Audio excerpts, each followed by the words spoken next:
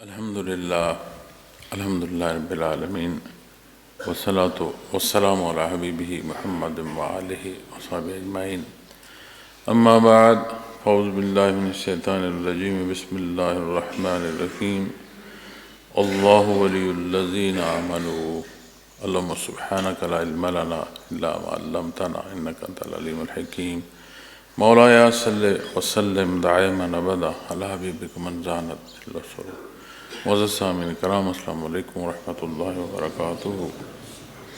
ارشاد باری تعالیٰ ہے اللہ ایمان والوں کے دوست ہیں۔ الحمدللہ یہ اللہ کریم کی عطا ہے۔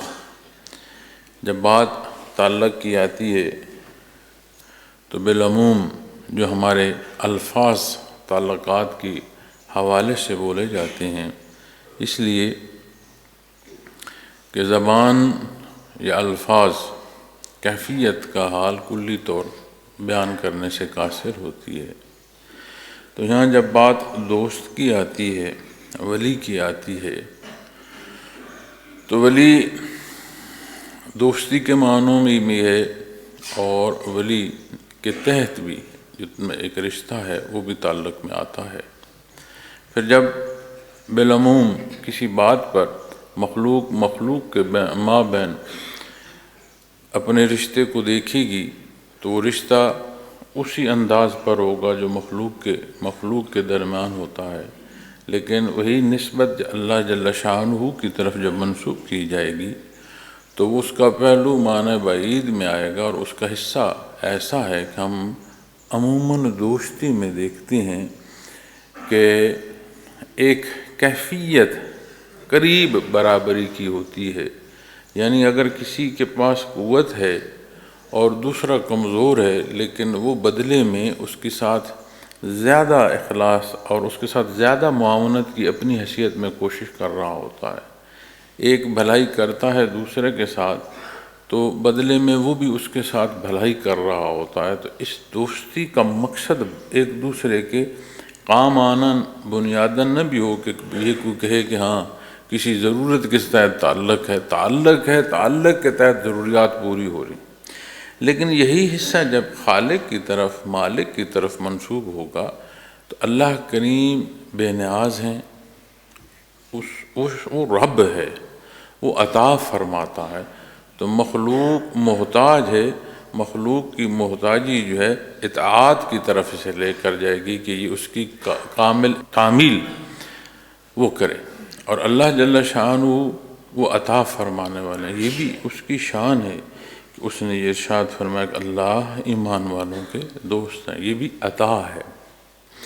اب بعض جب مفسرین کرام اس آیہ کریمہ کی تفسیر فرماتے ہیں تو وہ یہ کہتے ہیں کہ جو ایمان کا نصیب ہونا ہے یہ اللہ کی عطا سے ہے کہ وہ مہربانی فرماتا ہے کہ بندے کو ایمان نصیب ہو۔ اور جب ہم ولایت پر بحث کرتے ہیں تو ہم جس خطے میں رہتے ہیں اس میں ولایت کے حوالے سے بے شمار موضوعات جو ہیں وہ زیر بحث رہتے ہیں، اس سے متعلق یا اس کے لیے چاہت بھی ملتی ہے اور اس پر بے شمار پہلوؤں سے اعتراضات بھی کیے جاتے ہیں، اور ہر ایک کا ایک اپنا موقف ہے، لیکن کثیر تعداد جو ہے وہ جو ولایت ہے اس حوالے سے انتہائی ادب کا جو ہے خیال کرتے ہیں۔ اور جب اس ولایت کی بات کی جاتی ہے تو ہمارے نزدیک تقویٰ، یعنی جس شخص سے متعلق یہ بات کی جا رہی ہے وہ متقی ہے، اور متقی کیا ہے کہ وہ اللہ کریم کی اطاعت کرتا ہے، اس کی خوشنودی کے لیے کرتا ہے، اپنی بندگی کے حصول کے لیے کرتا ہے، اور اللہ کریم کی اس پر رضا ہے، اللہ اس سے راضی ہے۔ اب اس سے مراد یہ نہیں ہے کہ کسی کے سجدے یا کسی کی عبادت کسی دوسرے کے حصول کا سبب اس طرح ہے کہ اس نے آدھا ثواب اسے دینا، لیکن وہ جو تعلق ہوتا ہے اس نسبت سے اور کچھ بھی نہ ہو تو آپ انسانی مزاج کو دیکھتے ہیں کہ جہاں جیسی محفل میں بیٹھتا ہے ویسے ڈھلنا شروع ہو جاتا ہے۔ یہ عقیدت اسے اس ماحول میں اس طرح منسلک کرتی ہے کہ اس ماحول کا اس پر اثر پیدا ہونا شروع ہو جاتا ہے، اور اگر اس نسبت سے دیکھیں تو جو اعتراض کر رہے ہیں ان کے اعتراض بھی نہیں رہتے، کیونکہ اگر دینی حکم کے تحت کوئی معترض ہے تو اس کا مقصد کسی کی ذات نہیں ہوگا، اس کا مقصد کسی ایسے پہلو کو اجاگر کرنا ہوگا کہ جہاں سے خدشہ ہے کہ غلطی نہ ہو۔ لیکن اگر کوئی کلی طور پر دین کے خلاف جا کر اعتراض کرتا ہے تو اس کا اعتراض کا کوئی حیثیت نہیں ہے، اس کا کوئی معنی نہیں ہے۔ اگر ہم ایک دوسرے کی بات کو یا کسی اعتراض کو سنتے یا دیکھتے ہیں تو اس سے مقصد دین کا پورا کرنا ہے، اس سے مراد معترض یا جہاں اعتراض اٹھایا گیا ان دونوں کی ذات نہیں آتی۔ تو اللہ ولی الذین آمنوا، اللہ ایمان والوں کے دوست ہیں۔ ایک دوسرا پہلو کہ اللہ کریم کی دوستی جو ہے اس کے لیے جسے یہ دوستی نصیب ہونی ہے اس کے اندر یہ حال، یہ کیفیت ہونا درکار ہے کہ وہ ایمان رکھتا ہو۔ وہ مالک ہے جو انکار کرتا ہے، یعنی کفر کرتا ہے، شرک کرتا ہے، ہر دو صورت میں اس کا منکر ہونا اللہ کریم اس سے صفت رحمانیت سے محروم نہیں فرماتے کہ دنیا کی جو اس کی زندگی ہے اس میں جو کچھ اسے نصیب ہونا ہے وہ روک دیا جائے، یعنی اس کی سانس ہے، اس کا خوراک ہے، اس کی زندگی ہے۔ اور بعض ایسی حرکات ہوتی ہیں جیسے اقوام سابقہ ہیں، انہوں نے کوئی ایسے عمل اختیار کیا جس سے اللہ کریم کے مقرب ہستیاں اللہ کریم نے مبعوث فرمائیں، انہوں نے تنبیہ کی، روکا، سمجھایا، یہاں تک کی تنبیہ کی کہ یہ تمہیں عذاب میں بات مبتلا کرے گی۔ اب جب پوری قوم ایک وقت میں کہیں غرق ہوتی ہے، ایک وقت میں کہیں جلتی ہے، ایک وقت میں کہیں دفن ہوتی ہے، تو اس سے یہ نہیں ہے کہ ہر ایک کی وہی قضا تھی، اسی لمحے قضا تھی، وہ سزا کے معنی میں آئی کہ انہیں سزا ملی، لیکن اس سزا کا سبب بھی اور اس غضب کا سبب بھی ان کے اپنے اعمال بنے، انہوں نے اپنے اوپر خود ظلم ڈھایا۔ لیکن جب اللہ جل شانہ یہ حصہ بیان فرماتے ہیں کہ اللہ ایمان والوں کے دوست ہیں، تو یہ صفت، یہ حصہ، یہ کیفیت نصیب ہوتی ہے کہ اسے ایمان نصیب ہوا اور اللہ کریم کی دوستی۔ آپ قرآن کریم میں دیکھیں، ابتداء سورہ بقرہ میں ھدی للمتقین، قرآن کریم سے متعلق ارشاد فرمایا گیا ہے کہ یہ متقین کے لیے راہ ہدایت ہے۔ وہاں بھی آپ غور فرمائیں تو اس کے تحت اس کی تفسیر میں ایک پہلو یہ بھی سمجھ آتا ہے کہ اس راہ کا مسافر متقی، جس متقی کو ہم ولی اللہ کہتے ہیں، وہ کسی نہ کسی درجے میں اسے وہاں سے ولایت نصیب ہو جاتی ہے۔ یوں ہی ایمان لایا، اس پر ایمان لایا، اور اس کی ابتدا ہی اسے متقی کے راستے پر گامزن کرتی ہے۔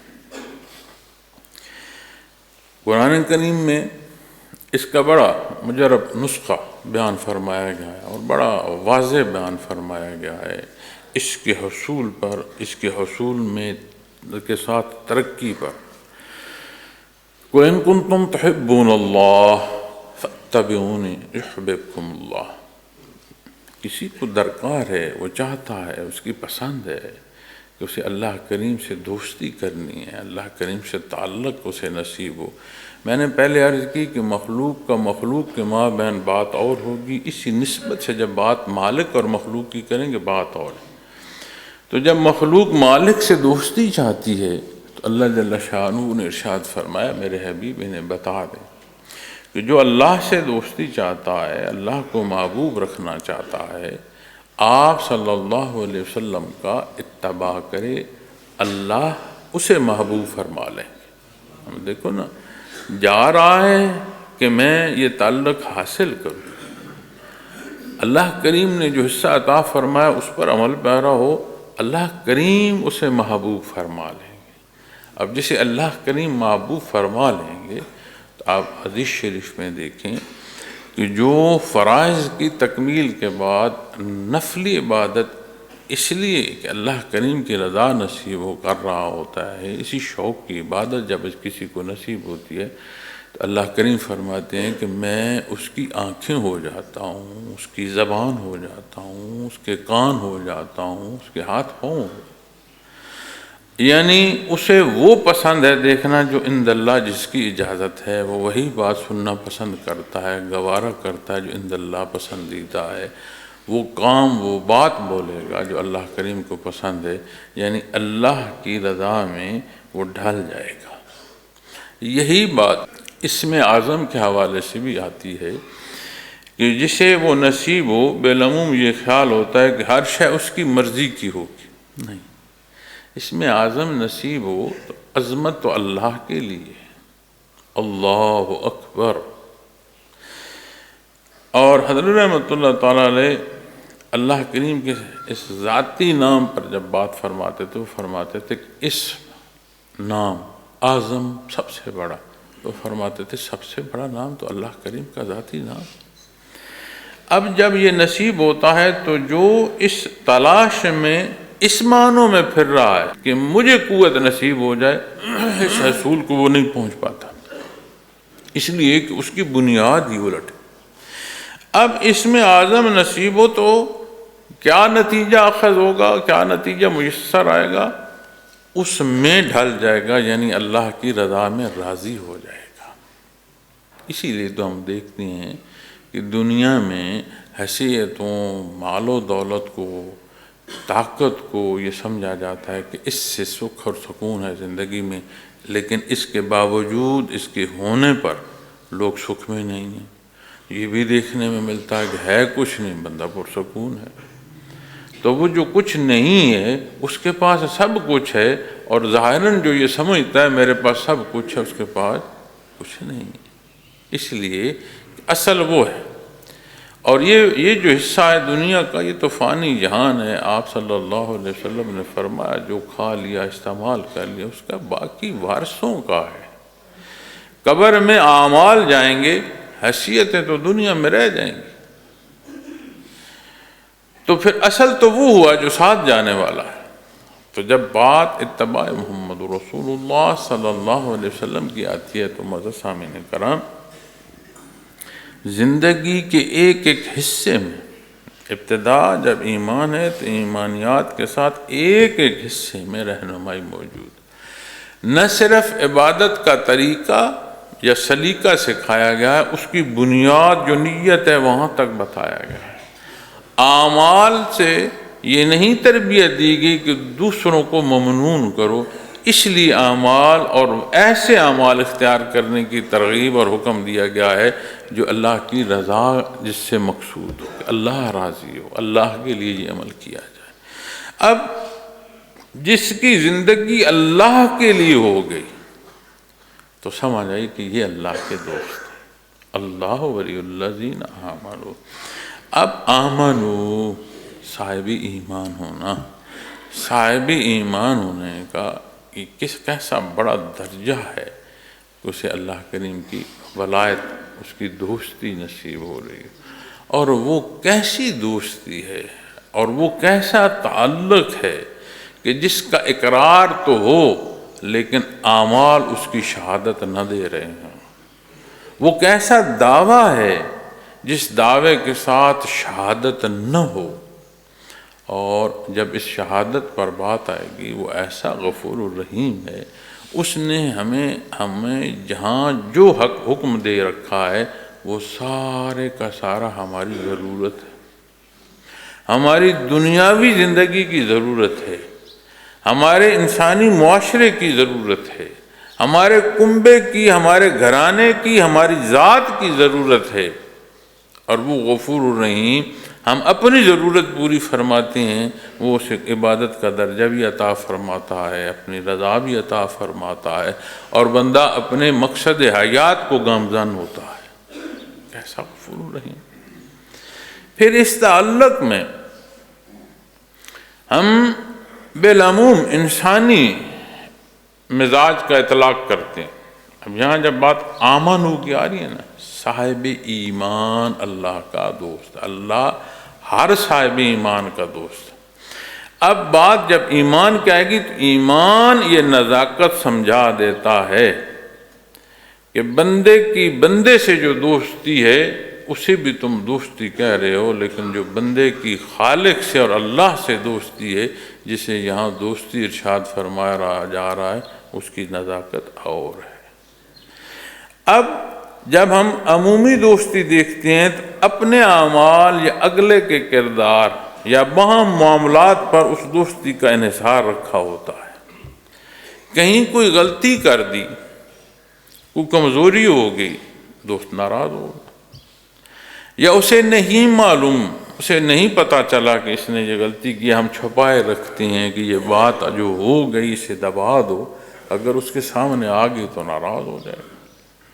ان کا باہم ناراض ہونا بعض دفعہ صرف قطع تعلقی تک نہیں جاتا، آگے زیادتی تک چلا جاتا ہے۔ ہم یہ روزمرہ زندگی میں دیکھتے ہیں، کبھی کسی کے لیے کوئی اچھائی کرتا ہے تو وہ سمجھتا ہے کہ جس کے لیے میں نے یہ اچھا عمل کیا اسے ممنون ہونا چاہیے، اسے میرا شکر گزار ہونا چاہیے، اور اگر وہ شکریہ ادا نہیں کرتا تو بھی ہم محسوس کرتے ہیں میں نے اتنا کچھ کر دیا ہے اور اس نے دو لفظ نہیں مجھے، کیسا میرا یہ تعلق ہے، میں نے اس کی خوشی کو کیا، یہ خوش نہیں ہوا، مجھ سے غلطی ہوئی، یہ ناراض ہو۔ اب یہ کیا، یہ وہ پیمانے جو مخلوق کے مابین رکھ رہی ہے۔ یہاں بات دوستی کی آئے گی تو آمنو، یہ نزاکت سکھاتا ہے، یہ نزاکت سمجھاتا ہے، یہ نزاکت بتاتا ہے کہ تمہارے اعمال بالعموم جو ہیں مخلوق کی نسبت وہ بات اور ہے، یہاں نزاکت اور ہے۔ ساری زندگی سجدے کرتے رہو۔ نبی کریم صلی اللہ علیہ وسلم نے معراج کی رات بے شمار پہلوؤں سے رہنمائی فرمائی ہے، حدیث مبارکہ میں بے شمار رہنمائی نصیب ہوتی، جن میں سے ایک آپ کا فرمان مبارک یہ بھی ہے کہ کسی کا وجود سر بسجود آپ نے دیکھا تو جبرائیل امین سے تجسس فرمایا اس وجود سے متعلق، تو انہوں نے عرض کی یا رسول اللہ صلی اللہ علیہ وسلم، یہ بنی اسرائیل کا ایک شخص ہوا ہے جسے اللہ نے 400-500 سال یعنی سینکڑوں سال کا عرصہ عمر عطا فرمائی، اور اپنی بلوغت کو پہنچتی اس نے اپنے معاشرے میں بھی عملی دیکھی تو اس سے الگ ہو گیا، اور الگ کسی ٹاپو پر جا کر اس نے زندگی بسر کی اور ساری زندگی وہیں بسر کی، اور اس وقت کا جو حکم جیسے حکم تھا اس کے مطابق اس نے عبادت کی، اور جب دار دنیا سے جانے کا وقت آیا تو ملک الموت نے اسے جا کر یہ کہا کہ مجھے حکم ہے جیسے میرا بندہ یہاں سے رخصت ہونا چاہتا ہے ویسے اسے موقع دو۔ تو انہوں نے عرض کی کہ میں 2 گانا نیت کرنا چاہتا ہوں، یعنی 2 نفل پڑھنا چاہتا ہوں، دوسری رکعت کے دوسرے سجدے میں جاؤں تو میری روح قبض کر لیجئے گا، میں یہ چاہتا ہوں کہ جب سور پھونکا جائے تو میں سجدے سے سر اٹھاؤں۔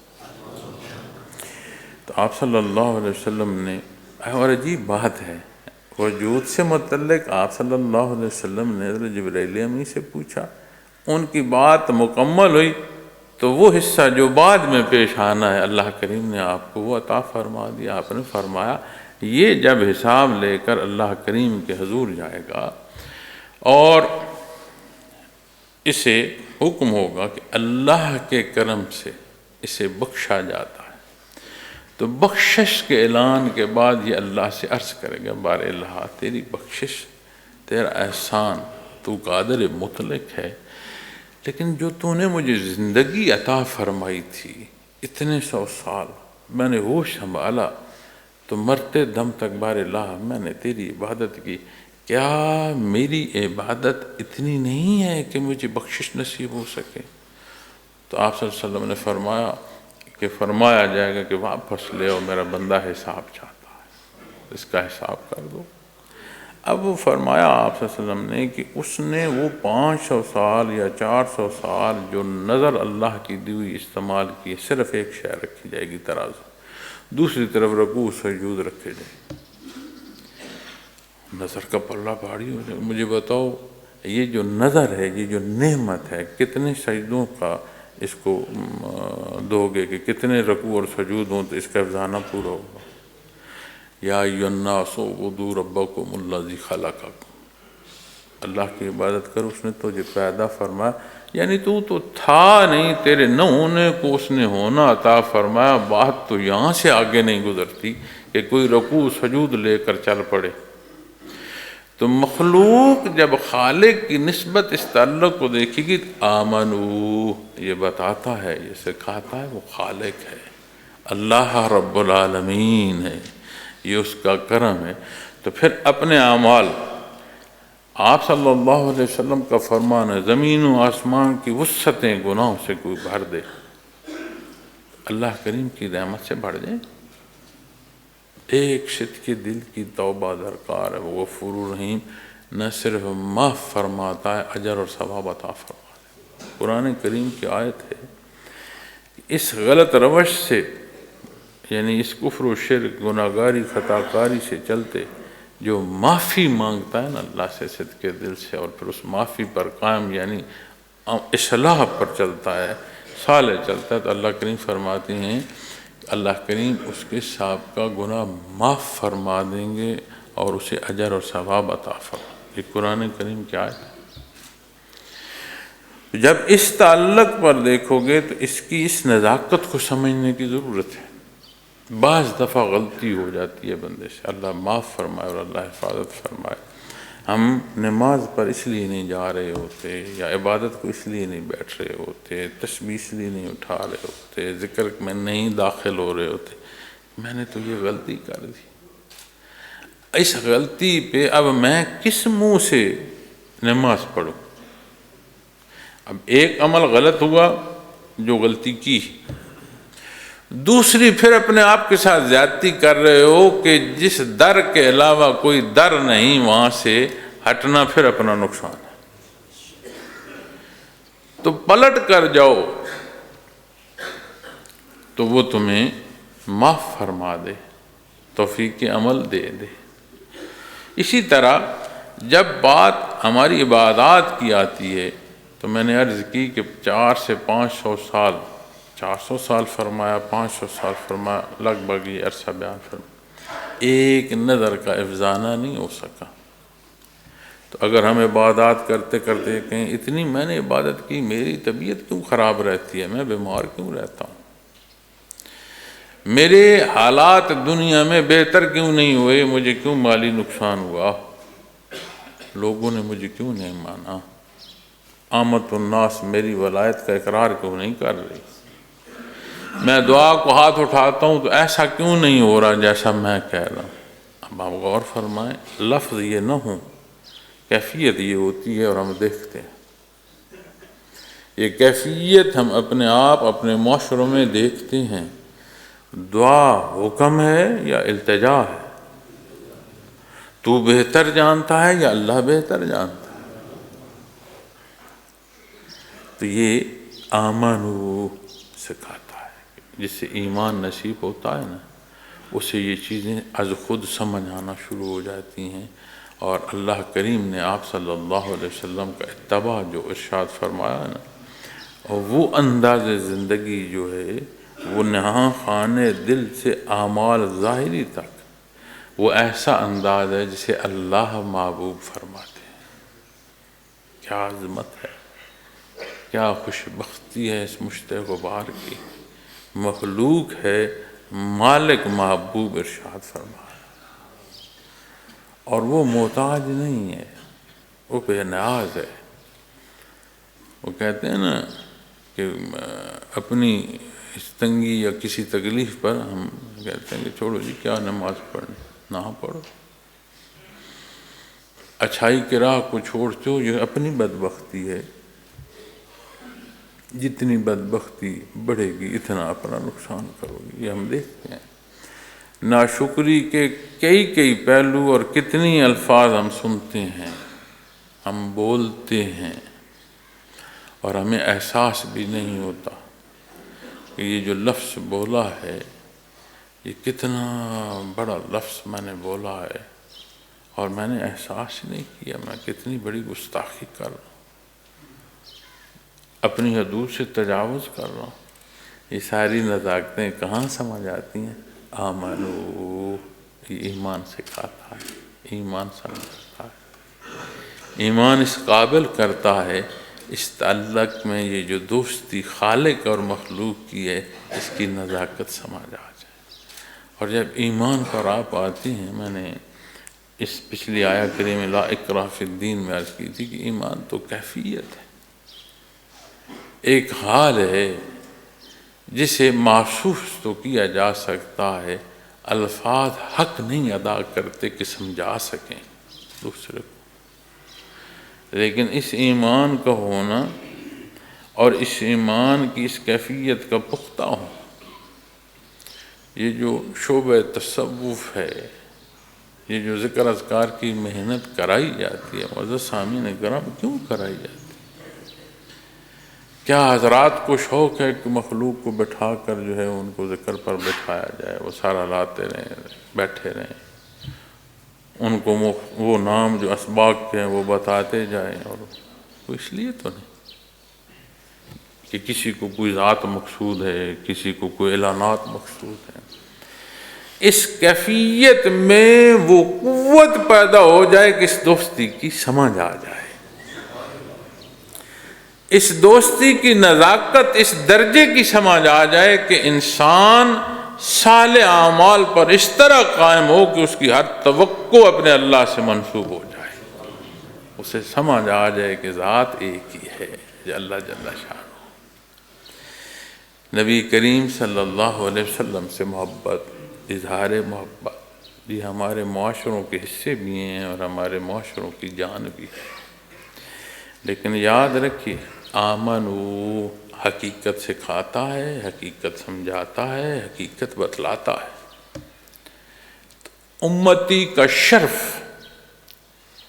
اتباع میں ہے، حصول اتباع میں ہے، اور جس مقصد پر آیا ہے اللہ جل شانہ سے جو دوستی نصیب ہونی ہے، یہ کہاں ہے؟ آمنو اتباع پر ہے۔ یخرجہم من الظلمات الی النور، انہیں اندھیروں سے اجالے کی طرف نکال کر لاتے ہیں۔ اب یہ آمنو، جہاں گھٹا ٹوپ اندھیرا ہے، اندھیرا چھٹ جاتا ہے، وہ اندھیرا ایسا چھٹتا ہے، آپ غور کریں اندھیرے میں ایسے دیکھیں نظر نہیں آ رہا ہوتا، جو پھو پھوٹتی ہے نا تو نظر آنا شروع ہو جاتا ہے۔ ایک اندھیرے کا خوف ہوتا ہے، جہاں اندھیرا چھٹ رہا ہوتا ہے وہ خوف بھی چھٹ رہا ہوتا ہے۔ ایک رکاوٹ ہوتی ہے، وہ رکاوٹ ہٹنا شروع ہو جاتی ہے، ایسے بندہ دیکھتا ہے، اسے سمجھ آ رہی ہوتی ہے گرد و پیش کی۔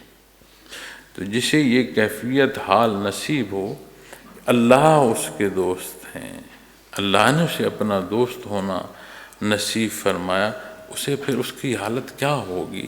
یخرجہم من الظلمات الی النور، انہیں اندھیروں سے اجالے کی طرف نکال کر لاتے ہیں۔ یہ اللہ کی اس پر عطا ہوتی ہے۔ اللہ کا بندہ ہونا ایسے ہے جیسے اندھیروں سے اجالے کی طرف لیا، اور اندھیروں سے اجالا، قرآن کریم کو اللہ کریم نے نور، کلام ذاتی کو نور ارشاد فرمایا زمین و آسمان کا نور اللہ ہے۔ اللہ جل شانہ نے تمہیں فرمایا کہ یہ تیری ہدایت بھی ہے، تیری رہنمائی بھی ہے، تیرے لیے برکت بھی ہے، اللہ کا کلام ہے، نور ہے، روشنی ہے، اس سے تو تھام لے، یہ وہ روشنی ہے جو تیری اس زندگی کے اندھیروں میں اجالا کر دے گی، تیری گھٹا ٹوپ اندھیری قبر جو ہے وہ روشن ہوگی، روز معاشر اللہ نے فرمایا کہ پل صراط وہ جگہ ہے جس سے ہر ایک نے گزر کر جانا ہے، اور وہاں سے گزرنے پر قرآن کریم بیان فرماتا ہے اور ان کے ساتھ نور کی روشنی ہوگی۔ جنہوں نے اس نور کو یہاں نہیں سمجھا، اس روز وہ ان سے کہیں گے کہ کچھ روشنی ہمیں بھی دے دو تاکہ ہم بھی اس پل صراط سے گزر سکیں، اور وہ جواب دیں گے کہ یہاں اس روشنی کا اصول نہیں ہے، وہاں تھا جہاں تم چھوڑ آئے۔ قرآن کریم کی آیات، تو جب اس سے دیکھتے ہو تو یہ اندھیروں سے اجالے کی طرف نکال کر لاتے ہیں۔ پھر اپنی زندگی میں معزز سامعین کرام اس شمار میں نہ پڑو، اتنی عبادت ہو گئی، اتنی گنتیاں ہو گئیں، اتنے ختم ہو گئے، دیکھو اس عبادت سے جو اثر پیدا ہوا، آمنو، وہ کتنا اثر انداز ہو رہا ہے میری سوچوں پر، میرے اعمال پر۔ یہ خطا کار کسی غلطی کا کوئی کلام بات آتی ہے، اسے جھٹکتا ہے نہیں جھٹکتا، کہیں غلطی سرزد ہو گئی اس کی تکلیف ہوتی ہے نہیں ہوتی، معافی کے طالب ہوتے ہو نہیں ہوتے، مخلوق سے خواہشات منسوب کرتے ہو یا اللہ سے مانگتے ہو، کسی کے لیے کچھ کرتے ہو تو کیا اسے اللہ کی رضا کے لیے کرتے ہو یا صدقہ خیرات بھی مخلوق کو دین اور احسان کے لیے دیتے ہو؟ ساری باتیں سمجھ آتی۔ ہم رمضان المبارک میں اپنی یہ سانسیں پوری کر رہے ہیں آج، اور شیاطین قید ہیں۔ آج جو میں اور آپ سوچ رہے ہیں یا ہم جو کر رہے ہیں، اس کا دوش کسی کو دو گے؟ بڑا آسان ہے سمجھنا کہ کہیں میں اپنے نفس کی پیروی میں تو نہیں لگ گیا۔ تو جسے اللہ کریم کی دوستی نصیب ہو، یخرجہم من الظلمات الی النور، یہ تعلق، یہ دوستی انہیں اللہ کریم اندھیروں سے اجالے کی طرف نکال کر لاتے ہیں، یعنی انہیں خوشبختی نصیب ہوتی ہے۔ والذین کفروا اولیاءہم الطاغوت، اور فرمایا جو لوگ کافر ہیں ان کے دوست شیطان ہیں۔ اس حلقے سے جب کوئی نکلا نا، اتھا گہرائیوں میں گر گیا، ظلمت میں گر گیا، شیطنت میں گر گیا، حزب الشیاطین میں چلا گیا، اس کے پلے تو کچھ نہ رہا، تو اجڑ گیا۔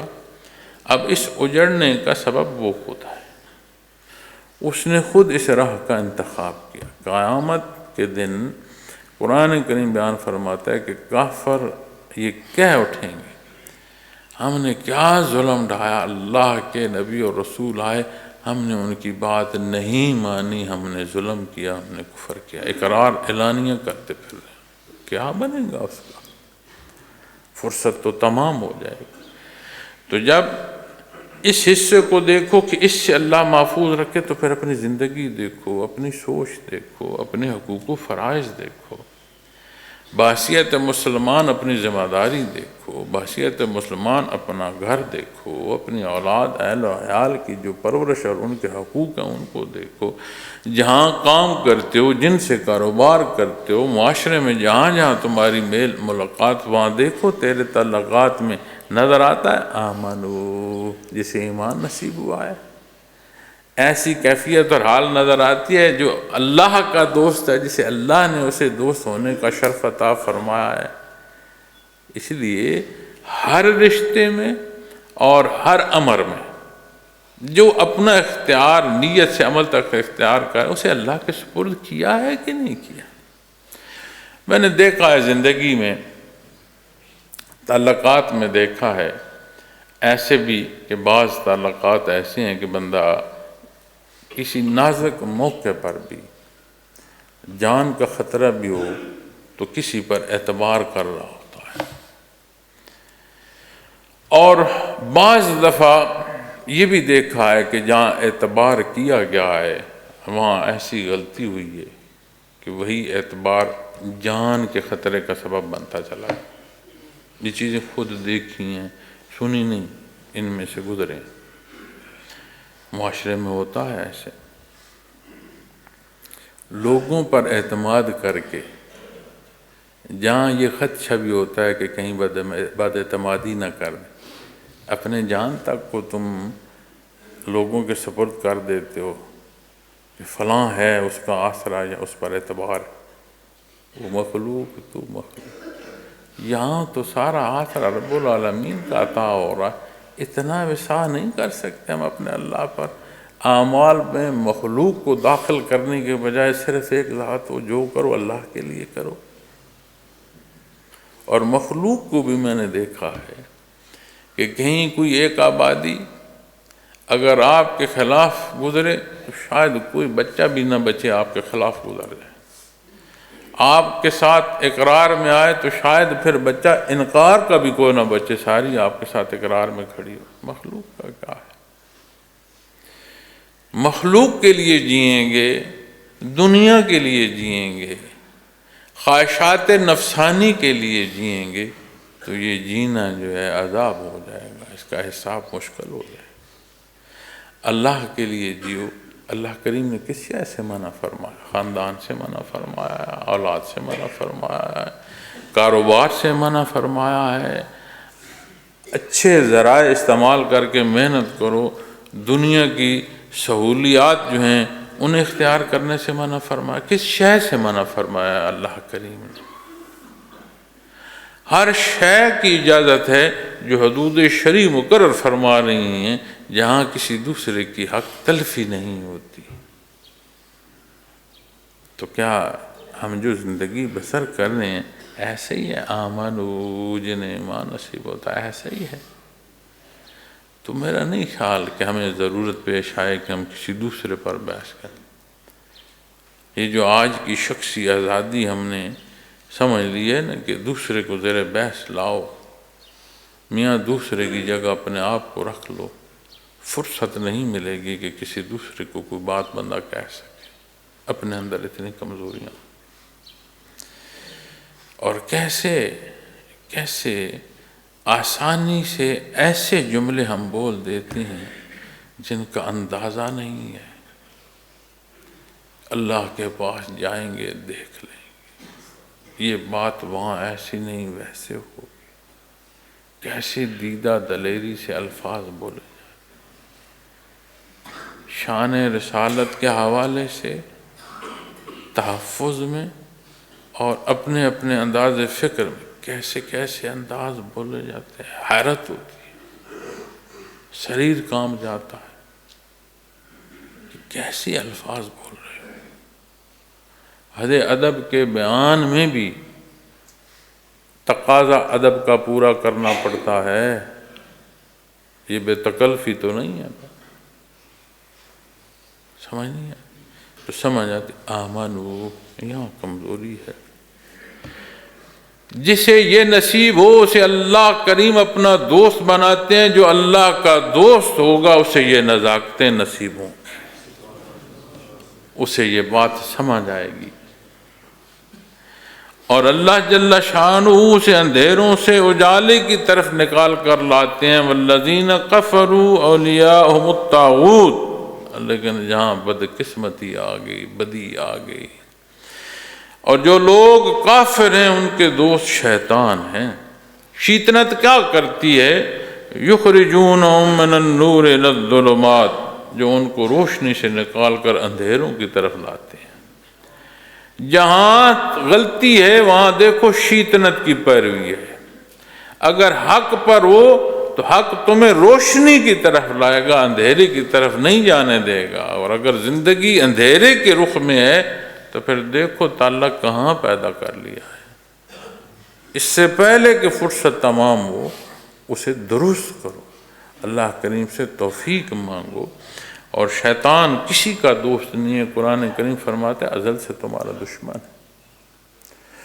وہ جو بھی اس کا دوست ہوگا اسے برائی کی طرف لے جائے گا، اسے جہنم کا ایندھن بنانا جو ہے اس کی پوری وہ کوشش کرے گا۔ اس نے کہا تھا کہ میں ان کی راہوں پر بیٹھوں گا، تیرے شکر گزار نہیں ہونے دوں گا، انہیں تباہ کروں گا۔ تو یہ جو اللہ کی یاد ہے، یہ جو کیفیت کی مضبوطی ہے، یہ اخلاص دیتی ہے۔ تو مخلص ہونا یا اخلاص کیا ہے؟ کوئی کندھے پر کسی نے اٹھانا ہے؟ نہیں، یہ بھی کیفیت اور حال ہے۔ اسی لیے شعبہ تصوف جو ہے یہ محنت کراتا ہے تاکہ دل جو ہے وہ صاف ہو، پاک ہو، وہ حال ایسا ہو کہ اسے نہ دیکھتے ہوئے بھی یہ دیکھنا نصیب ہو رہا ہو کہ اس کے نتیجے کیا ہیں، اس لیے کہ قرآن و حدیث نے قیامت بیان فرما دی۔ اور اگر یہ گمان ہو کہ جائیں گے تو دیکھیں گے تو پھر ایمان کیا ہے؟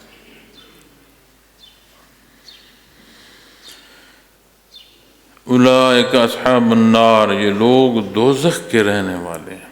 حدیث شریف میں آتا ہے یہ جو آگ جس کے بڑے تنگ ہوتے ہیں کہ جی جلا دیا اس نے، جہاں آگ لگی خوفناک جو ہے حادثہ ہوا، وہاں کے نتائج ملتے ہیں جی کہ بڑی سختی ہے جلنے میں، اور اتنا کوئی جل گیا اور اس کا یہ حال ہوگا اور اتنی تکلیف میں.